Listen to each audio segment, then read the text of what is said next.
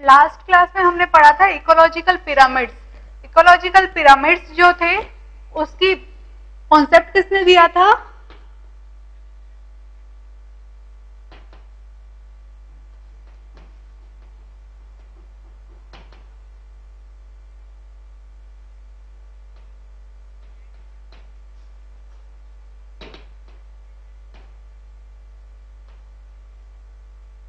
Charles Elton ने दिया था।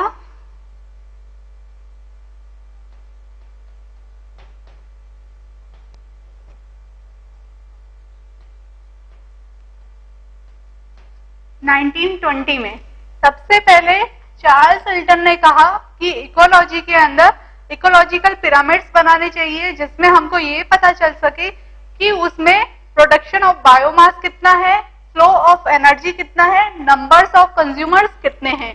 ठीक है। उसके बाद में चार्ल्स इल्टन का जो कॉन्सेप्ट था उस पर वर्क जो जिसने किया वो था अमेरिकन साइंटिस्ट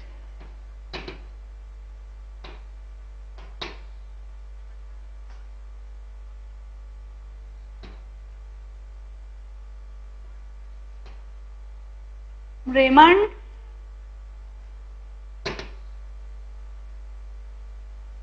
लिंडमैन 1940।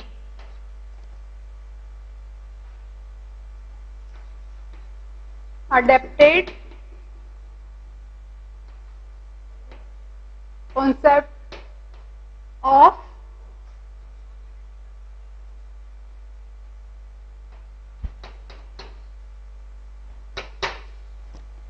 ठीक है। 1920 में जिस तरीके से बायोटेक्नोलॉजी की खोज बहुत पहले हो गई लेकिन उसको अच्छी तरीके से यूज नहीं किया गया था, उसको डिफाइन नहीं किया गया, उसी तरीके से क्या था कि चार्ल्स इल्टन ने 1920 के अंदर बताया कि हमको इकोलॉजिकल पिरामिड्स बनाने चाहिए according to flow of energy. ठीक है, अकॉर्डिंग टू बायोमास। ठीक है।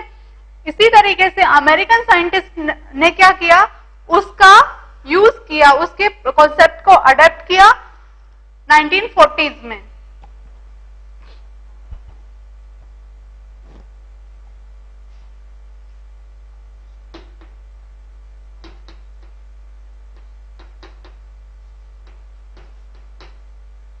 Type of ecosystem,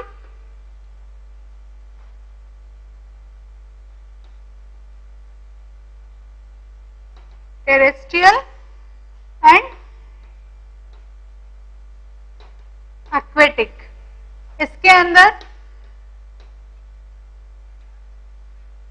grassland, forest, desert, इसके अंदर marine water and fresh water. Fresh water का मतलब ऐसा वाटर जो हम यूज कर सकते हैं, जो हम उसको पीने के लिए यूज करते हैं, जिसके अंदर एनिमल्स होते हैं और अधिकतर वो फ्लो करता रहता है, बहुत कम स्टेबल रहता है।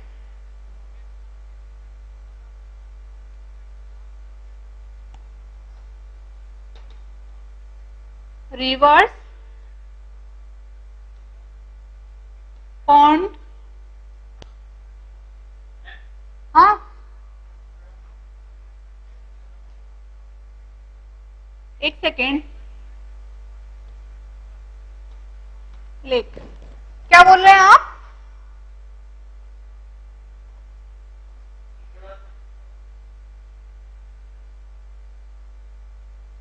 रिपीट कीजिए क्वेश्चन। कीचड़ वाले पानी को क्या बोले? मडी। ये फ्रेश में नहीं आएगा, मैराइन में आएगा, क्योंकि उसके अंदर दलदल होता है तो बहुत सारे उसके अंदर कीचड़ भी होगा, उसके साथ में बहुत सारा हेलो वो हैजार्डस मैटर भी होगा, जिसके अंदर कई बार होता है ना, कभी भी इंसान अगर दलदल में फंसता है तो वो खिंचता जाता है, उसमें ऑक्सीजन की कमी होती है और वो आदमी की डेथ उस कीचड़ में हो जाती है। तो जो मडी वाटर होगा वो फ्रेश वाटर में नहीं आएगा। ठीक है, मैराइन वाटर में।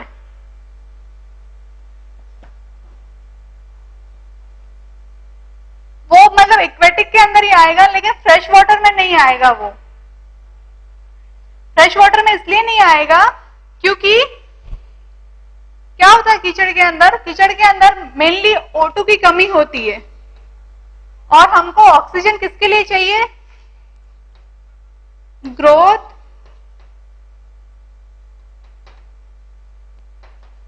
रेस्पिरेशन, लाइफ, इन सब चीजों के लिए हमको ऑक्सीजन चाहिए होती है। और ऑक्सीजन हमको वाटर में कहां से मिलती है? जब एनिमल्स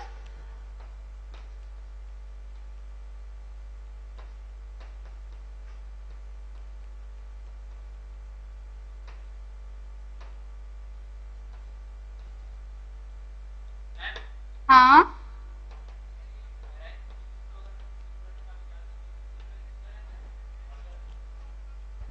देखो, ऑक्सीजन वाटर जो हमको कहां से मिलेगा? एनिमल या फाइटोप्लैंक्टन जो भी है वहां पे, वो जब रेस्पिरेशन करते हैं उससे मिलेगा हमको ऑक्सीजन।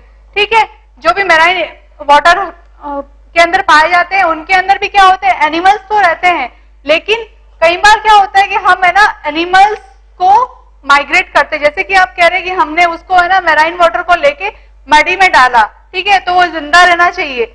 हो सकता है वो जिंदा रहे और हो सकता है उसकी डेथ हो जाए। क्यों? क्योंकि उसके अंदर जो एक्वेटिक चेंज आ रहा है, जो इन्वायरमेंट चेंज आ रहा है, हो सकता है वो एनिमल उसके लिए अडेप्ट नहीं करे, इसलिए वो उसकी डेथ हो जाती है। और कई बार क्या होता है, जो हम सक्सेशन पढ़ेंगे आगे उसमें आप समझेंगे कि किस तरीके से कम्युनिटीज बनती है, कम्युनिटीज अपने अकॉर्डिंग इन्वायरमेंट को चेंज करती है, और अगर वो अपने अकॉर्डिंग इन्वायरमेंट को चेंज नहीं कर पाती है तो क्या करती है? वो उस इन्वायरमेंट को अडेप्ट करती है। जो टाइम उसको अडेप्ट करने में लगता है वो उसका सक्सेशन प्रोसेस होता है। तो कोई जरूरी नहीं कि अपन ने एकदम लाके डाला और वो उसमें जी ही जाए। मडी वाटर के अंदर उसकी अपनी स्पीसीज रहती है।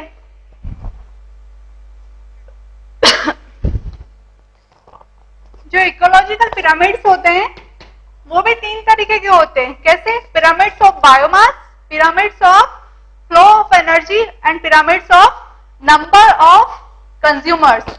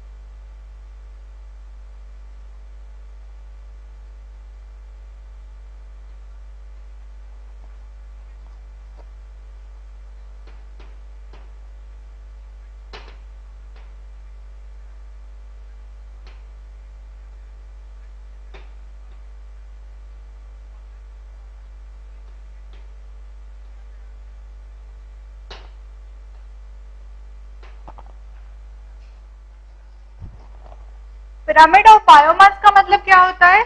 जो हमारा बायोमास प्रोडक्शन होता है। बायोमास प्रोडक्शन क्या?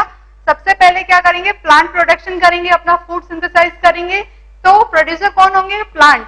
उसके बाद में वो जो प्लांट की एनर्जी है वो 80 to 50% हम मानते हैं कि रेस्पिरेशन में चली गई। लेस जो 20% जो बायोमास है उसमें जो एनर्जी है वो उसमें जाएगी। तो ये क्या होगा? ड्राई वेट ऑफ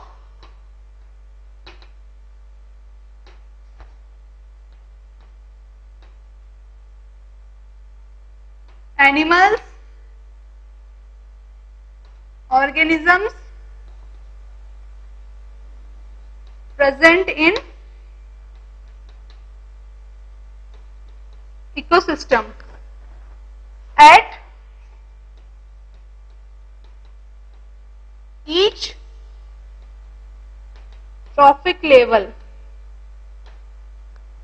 हमारे जितने भी ट्रॉफिक लेवल है, जैसे 3 ट्रॉफिक लेवल है, प्रोड्यूसर, कंज्यूमर्स, डिकम्पोजर्स, उन ट्रॉफिक लेवल पे जो ड्राई बायोमास का, जो एक्चुअल वेट है बायोमास का, वो वेट हम मेजर करेंगे हर ट्रॉफिक लेवल पे और उसके अकॉर्डिंग हम डालेंगे।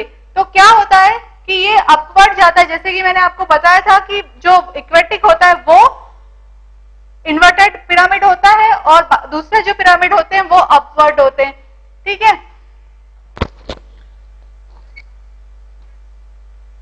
एनर्जी फ्लो का मतलब क्या कि हर ट्रॉफिक लेवल पर कितनी एनर्जी एनिमल में ट्रांसफर हो रही है। हमें पता है कि जो एनर्जी है ना तो डिस्ट्रॉय की जाती है ना ही क्रिएट की जाती है, और जब वो एक से दूसरे में ट्रांसफर होती है तो कुछ ना कुछ एनर्जी का लॉस होता है। वो जो लॉस ऑफ एनर्जी है वो कहां जाता है? एनवायरमेंट में।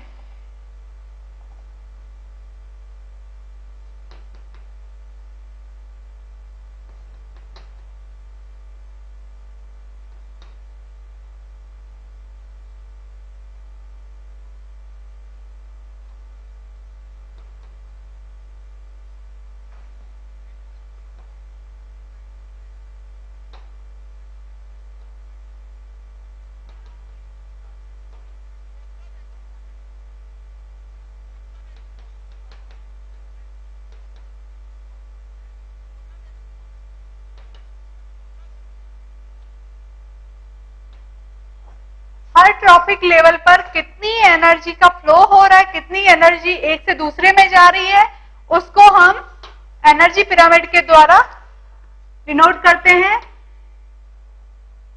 नंबर ऑफ ऑर्गेनिजम्स का मतलब क्या? नंबर ऑफ ऑर्गेनिजम्स हम ऐसा मानते हैं कि प्रोड्यूसर का नंबर ज्यादा है, उसके बाद में उसको कंज्यूम करने वाले जो प्राइमरी कंज्यूमर है उनका नंबर कम है, उसके बाद में जो कार्निवोरस है उनका नंबर उनसे कम है, और कार्निवोरस के बाद में जो डिकम्पोजर्स है उनका नंबर उनसे कम है। तो इस तरीके से हम हर ट्रॉफिक लेवल पर उनका नंबर काउंट करते हैं।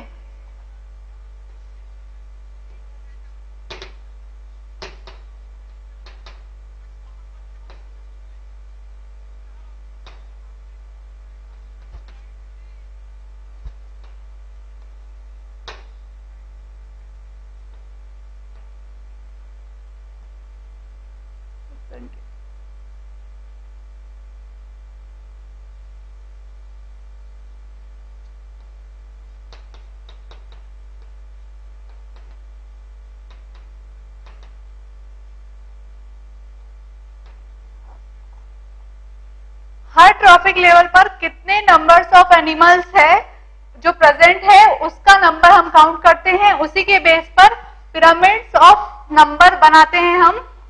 जैसे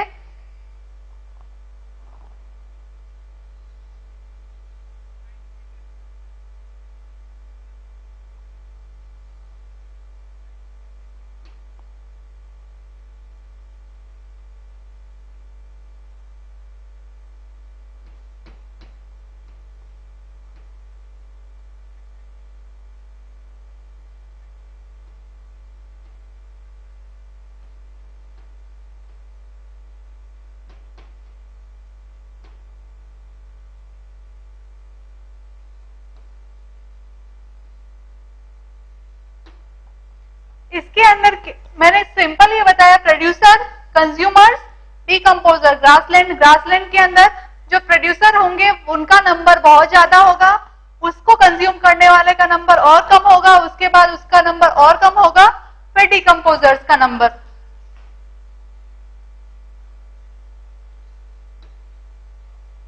ग्रासेस और प्लांट,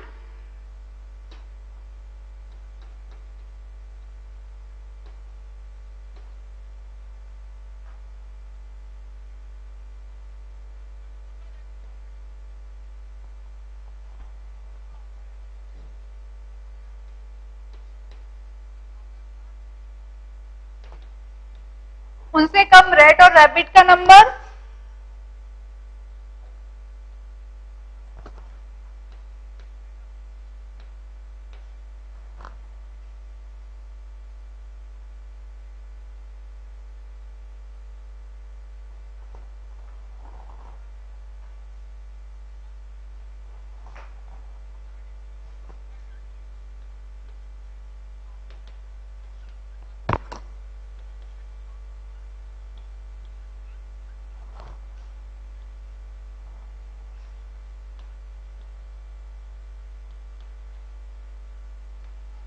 डिकम्पोजर्स, और फिर डिकम्पोजर से जितने भी ऑर्गेनिक मैटर्स है वो सब कहाँ जाते हैं? नेचर के अंदर, सॉइल के अंदर, इन्वायरमेंट के अंदर।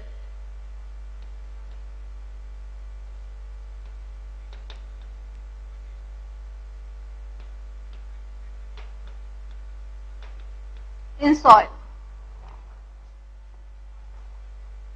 अब अगर सक्सेशन की बात करें तो सक्सेशन क्या है? सक्सेशन का मतलब है कि किसी भी वैरायटी का या किसी भी कम्युनिटी का, किसी भी स्पीसीज का एक जगह पे ग्रो करना और उस इन्वायरमेंट के साथ में अपने आप को अडेप्ट करना, और अगर वो अडेप्ट नहीं होती है अपने आप में तो वो स्पीसीज वहां पे उस डेथ कर जाती है। उसके बाद में उस डेथ मटेरियल पर अगेन दूसरी स्पीसीज ग्रो करती है और उसके साथ में compete करती है, या तो इन्वायरमेंट को अपने अकॉर्डिंग चेंज करती है या खुद इन्वायरमेंट के अकॉर्डिंग चेंज हो जाती है।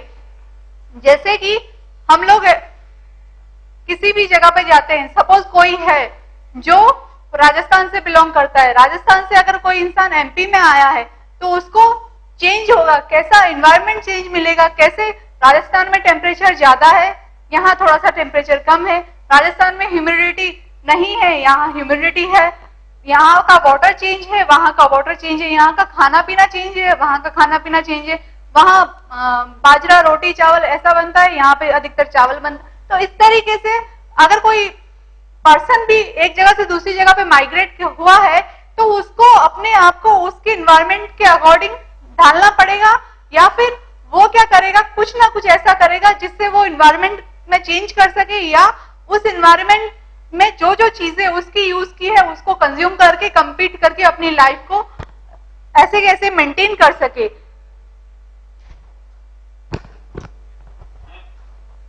बोलिए। हाँ। अरे बेटा मैंने इसमें एरो लगा के हवाक भी तो लिखा है। बाज सुना है आपने? एक चील होती है ईगल, एक बाज होता है, ये तो ये मैंने एरो करके इसीलिए लिखा है।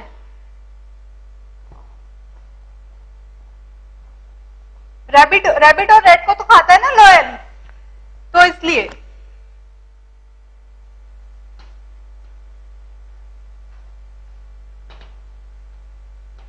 इकोलॉजिकल सक्सेशन का मतलब सबसे पहले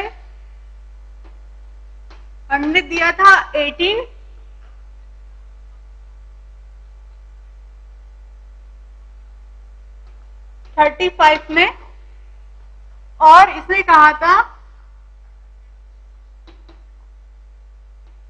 development of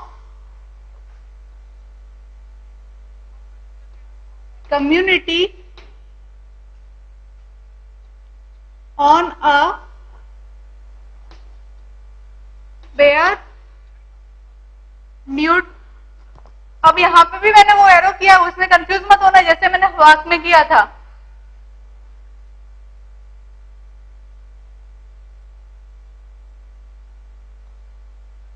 and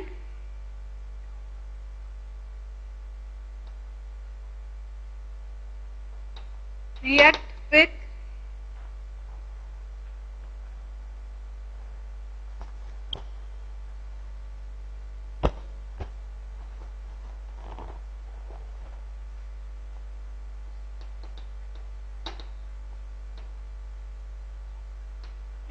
environment for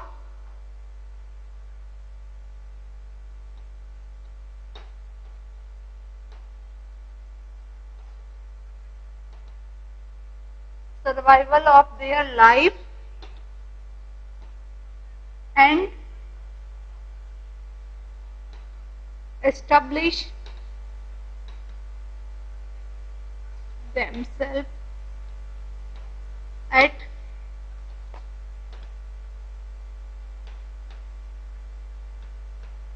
climax stage. Climax stage का मतलब क्या है? Last point of succession. Succession कैसे होगा? बेयर एरिया या न्यूड एरिया का मतलब या तो किसी रॉक पे हो या कहीं पे बहुत सारी उपजाऊ जमीन है, वहां पे बहुत सारे प्लांट थे, लेकिन उस प्लांट में क्या हुआ, अचानक से आग लग गई। कहीं पे ज्वालामुखी निकला है उस एरिया पे, कहीं पे आग लगी है, कहीं पे बाढ़ आई है, उस बाढ़ में बहुत सारी तबाही हो गई, सारे पेड़ पौधे सब नष्ट हो गए। तो ऐसी जगह पे जहां पे या तो स्पीसीज थी या स्पीसीज बिल्कुल भी नहीं है, वहां पे एक स्पीसीज का आना, वहां पे उनका ग्रो करना, वहां पे अपनी लाइफ के लिए उस एनवायरमेंट के साथ में रिएक्ट करना और उस एनवायरमेंट के साथ में रिएक्ट करके अपने आप को स्टेबल कर देना। जैसे कहते हैं ना कि कोई इंसान यहां से, भारत से विदेश गया और वो वहीं का होके रह गया, मतलब उसने अपने आप को इस तरीके से अडेप्ट कर लिया बाहर के एनवायरमेंट में कि वो जब इंडिया आता है उसको ऐसा लगता है कि मैं कहाँ आ गया हूं, मैं इस एनवायरमेंट में रह ही नहीं पा रहा हूं। ठीक है, तो वहीं के होके रह जाना, कहाँ पे, उसकी क्लाइमेक्स स्टेज पे, जहां पे उसी नंबर की स्पेसीज की वैरायटीज इतनी बढ़ जाती है कि वो एनवायरमेंट उसी का होके रह जाता है। जैसे आप लोगों ने सुना होगा सागवान के वन, सदाबहार वन, पर्णपाती वन, ये सारे फॉरेस्ट क्या है, ये सारे फॉरेस्ट एक ही तरीके की स्पीसीज से बने हुए हैं, जहां पे ज्यादा स्पीसीज क्लाइमेक्स स्टेज पे नहीं है, सिर्फ वही स्पीसीज है जहां पे उसको उस नाम से जाना जाता है। सक्सेशन कितने तरीके का होता है,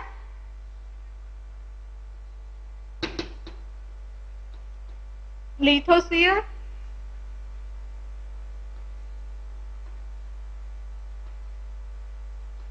हाइड्रोस्फीयर, हाइड्रोस्फीयर मतलब वाटर में या एक्वेटिक में,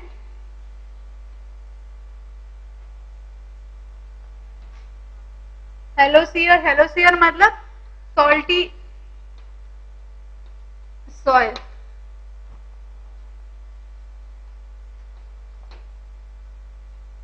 जीरोस्फीयर का मतलब डेजर्ट में,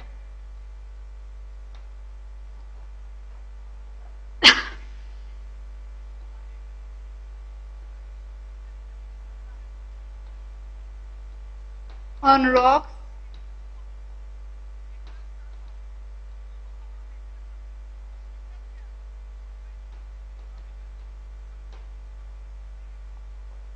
ठीक है। हम जानते हैं कि वाटर के अंदर भी एल्गी पाई जाती है, ठीक है, और बहुत सारे ना प्लांट पाए जाते हैं, जैसे लोटस का प्लांट है वो वाटर में ही पाया जाता है, तो वो भी अपने आप को वहां पे स्टेबल करने के लिए उसकी क्लाइमेक्स स्टेज तक जाता है, सरवाइव करता है। स्टार्टिंग में उसको भी अपने आप को एक्वेटिक के अकॉर्डिंग मैनेज करने के लिए बहुत सारा टाइम लगा होगा। जीरोस्फीयर जिसके अंदर कैक्टस वगैरह जो ऐसे पौधे पाए जाते हैं जिसके लिए पानी की कमी चल जाए, टेम्परेचर को सहन कर सके, ऐसे पौधे वहां डेजर्ट में डेवलप होतेंगे, जैसे बबूल है, नीम है, थोर्न है, एक्सेट्रा। लिथोस्फीयर यानी कोई जहां पे वॉल्केनिक रॉक्स है या कहीं पे ऑलरेडी वहां पे सक्सेशन था, स्पेसीज थी, लेकिन वहां पे क्या हुआ, कोई फ्लड आ गई, कोई और दूसरी फायर आ गई, किसी ना किसी तरीके से वहां की लैंड जो है बिल्कुल न्यूड हो गई, बेयर हो गई है, तो वहां पे सक्सेशन होना क्या कहलाएगा, लिथोस्फीयर। सीयर का मतलब है सक्सेशन, ठीक है।